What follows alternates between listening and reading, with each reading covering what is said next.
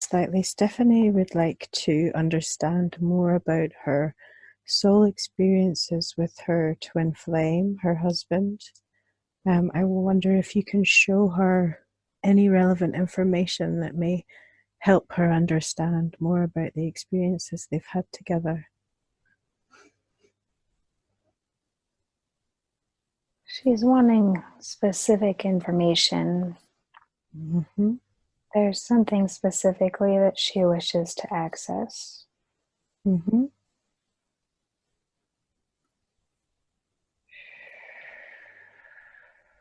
I'm helping her to open this up.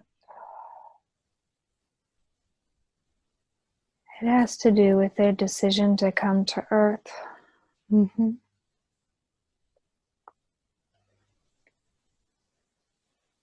She wants to specifically remember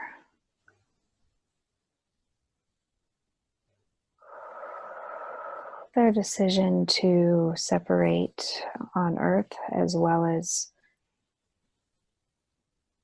the coming back together. Mm. I am taking her to that memory now. Mm. On her home, she's in union with her partner, with her twin flame, Mm-hmm. as it's referred to here. Mm. She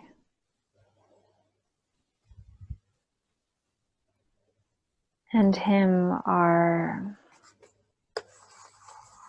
they're not entirely separate, even physically. Mm. There's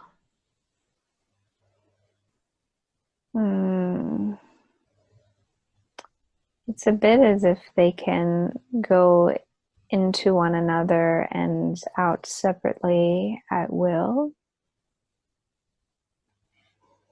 It's a complicated process. Is it energetically or telepathically? Both of those are a part of it. Mm-hmm. But the physical element is much more complex, Mm. as they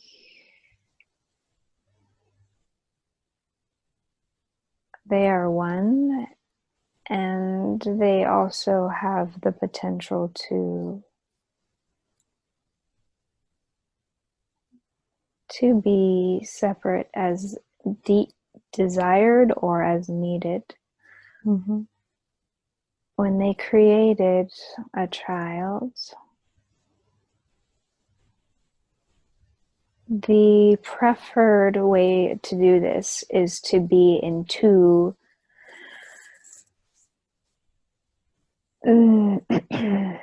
parts is not the right word, because we don't see things as separated, but it is done from the masculine perspective and the feminine perspective. However, as she observed that she spent much of her time alone in her home, it's because she, in physicality, is essentially in her own space, though her beloved is within her. They don't see themselves as separated. And yet it is a possibility. It is a potential. When the decision was made for her to incarnate off planet, it was a decision that was in consensus between her and her masculine counterpart.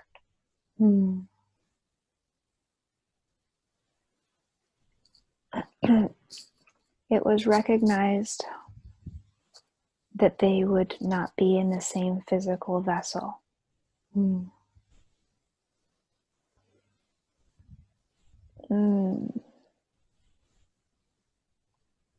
There's a certain sort of pain here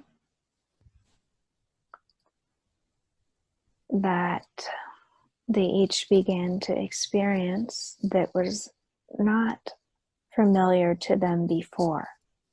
They didn't know this sort of pain, and they didn't know it on our planet. They experienced it when they began to incarnate off planet in the lower densities, which happened progressively. They didn't do this immediately. They didn't, for instance, go from 7th density immediately to 3rd. It happened progressively. Over many lifetimes? Yes. Did they always incarnate during the same lifetimes, or were they one incarnated and one not incarnated? They did it in many different ways. Sometimes one remained and one went. Sometimes they went in very different places, as in different planets, but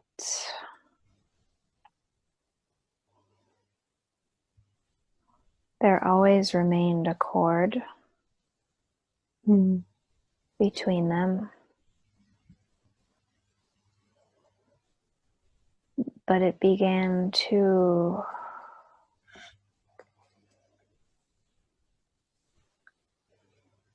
the vitality of this cord was affected at different points.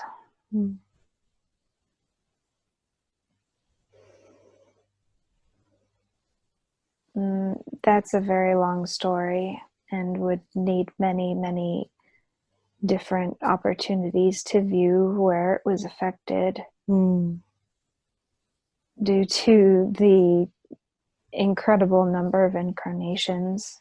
How many incarnations have they had together? Can you give me a rough figure?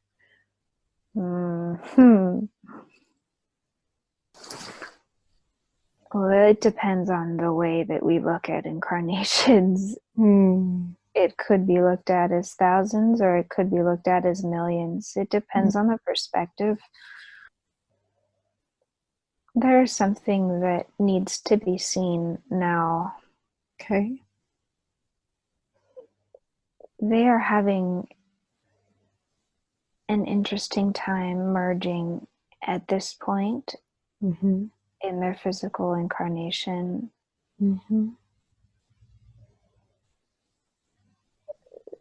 This is the lowest density besides when they were not in human form. So we're not referring to lifetimes as rocks or trees or of those densities. These are the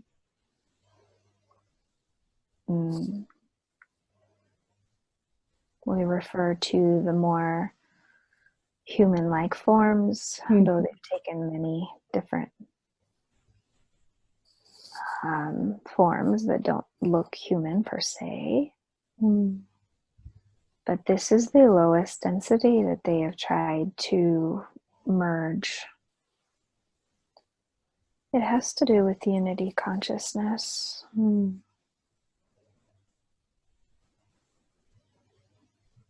If she continues to see herself in separation, then she will experience separation from her twin. On the energetic level, she has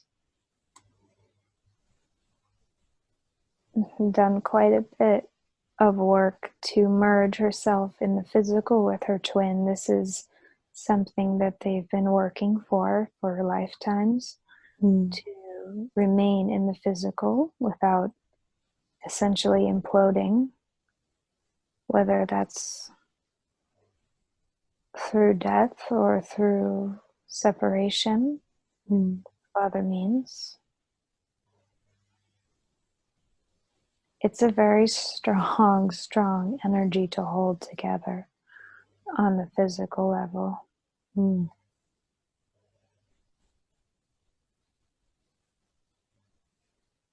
There's a sort of force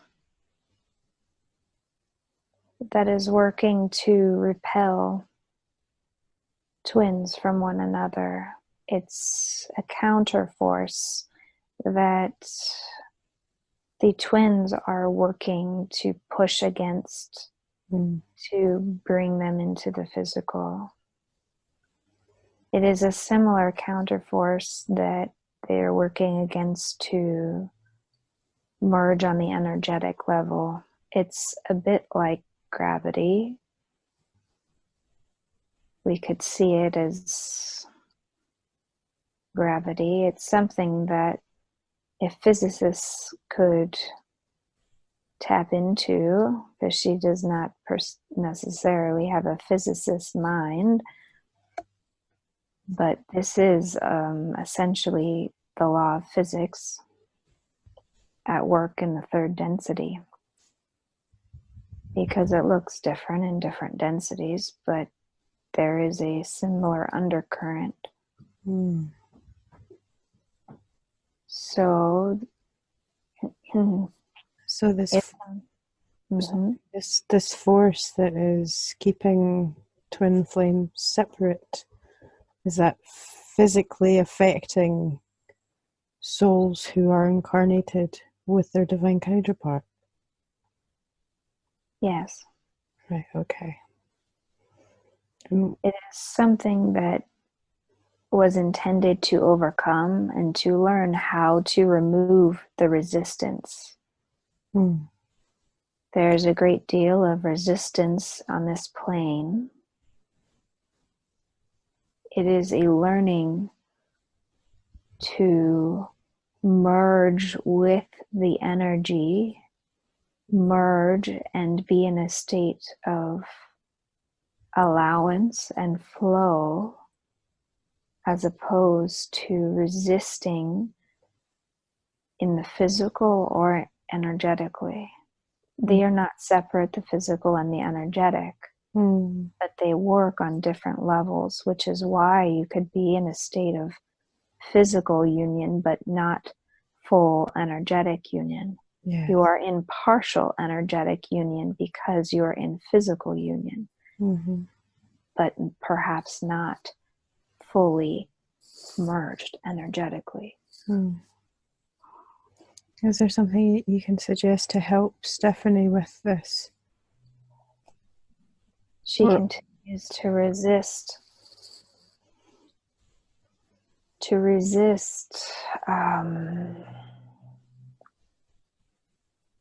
What is. It's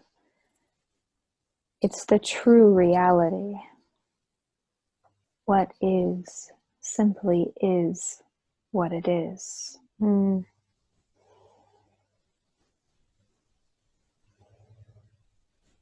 When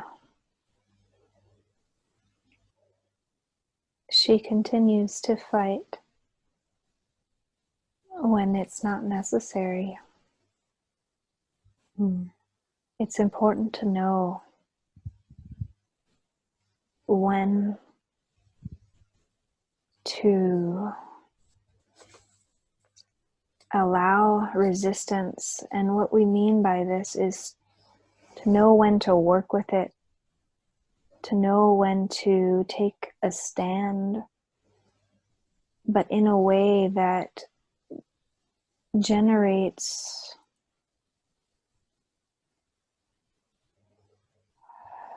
what we want to generate, and when to be translucent, so to speak, where we simply allow things to move through us without impacting us, without creating a wall of resistance. We are showing her, much like the Tesseract is very fluid and watery,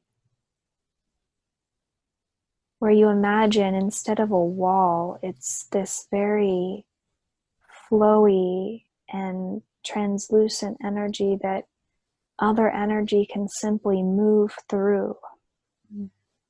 So as opposed to creating the solid wall in which separation occurs, simply allow things, whether it's words or the energy of anger, instead of attaching to it and thereby creating more of it, to simply allow that energy to pass right through you. Mm. This is how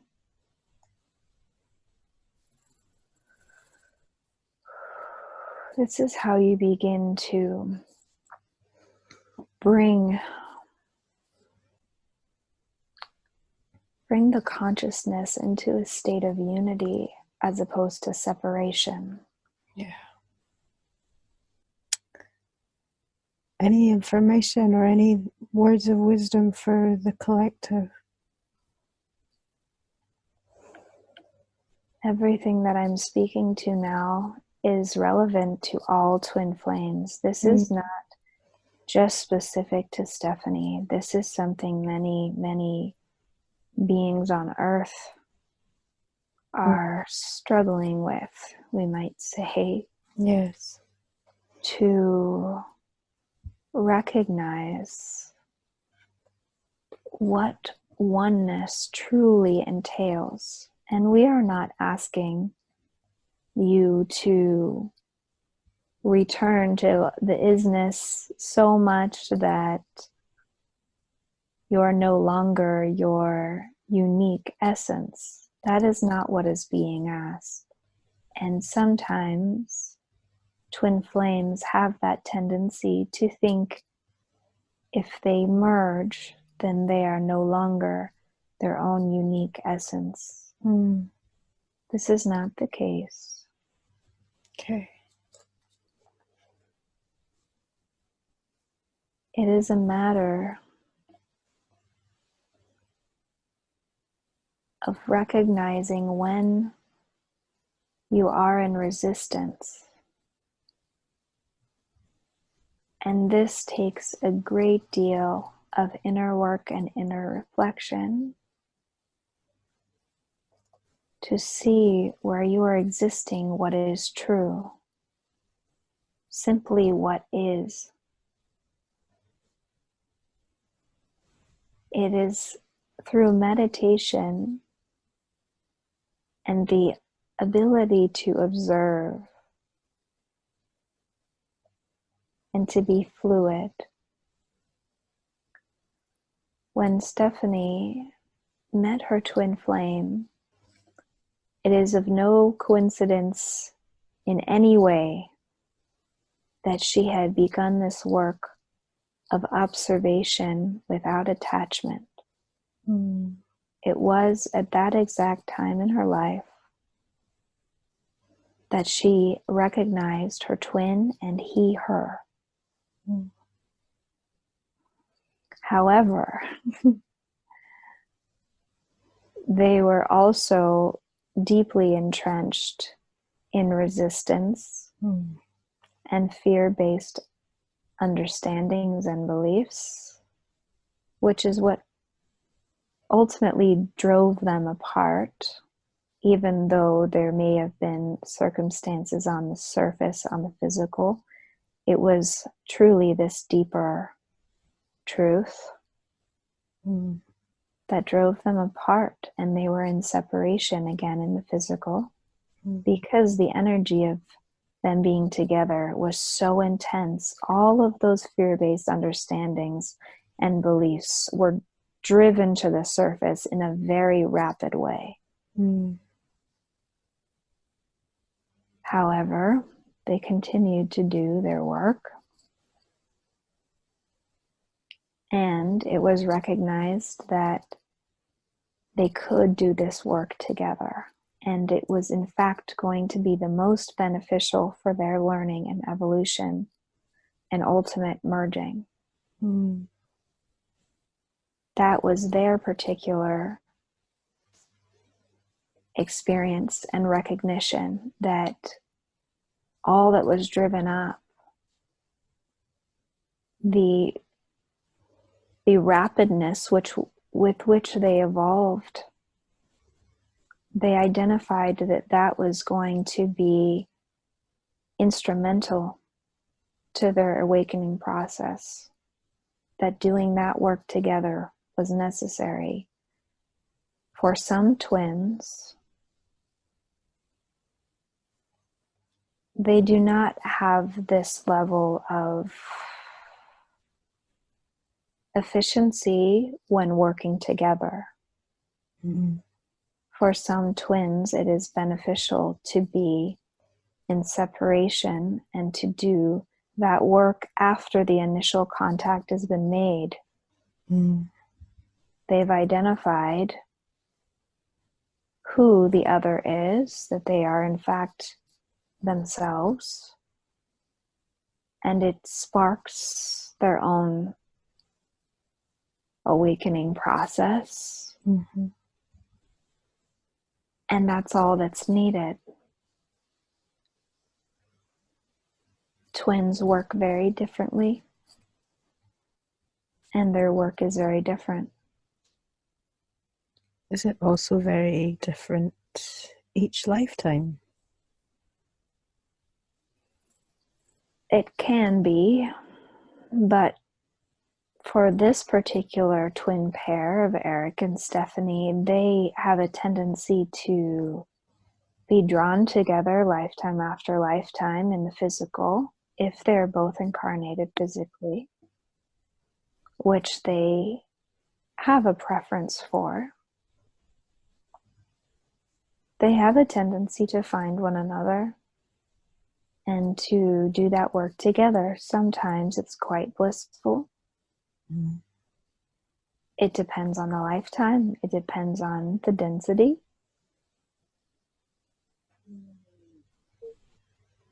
But these two, they tend to prefer growth together. Mm. So, with the current situation with Stephanie and her twin,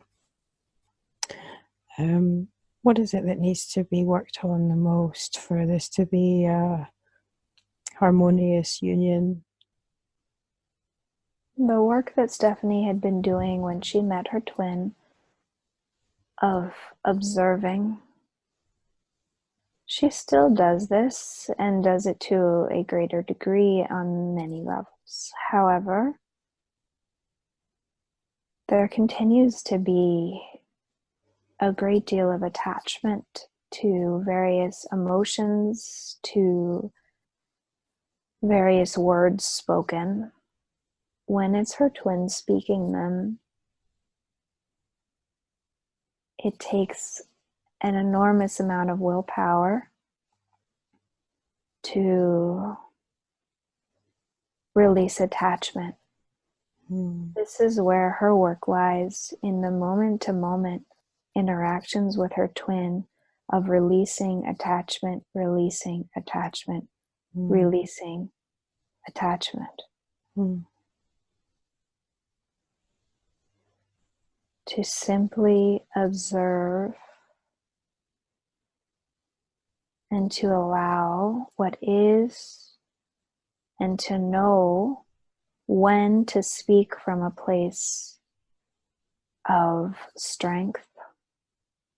So using a stronger energy, this is not the same as being in resistance. And so far, she's struggled to see this. She fights when it's unnecessary.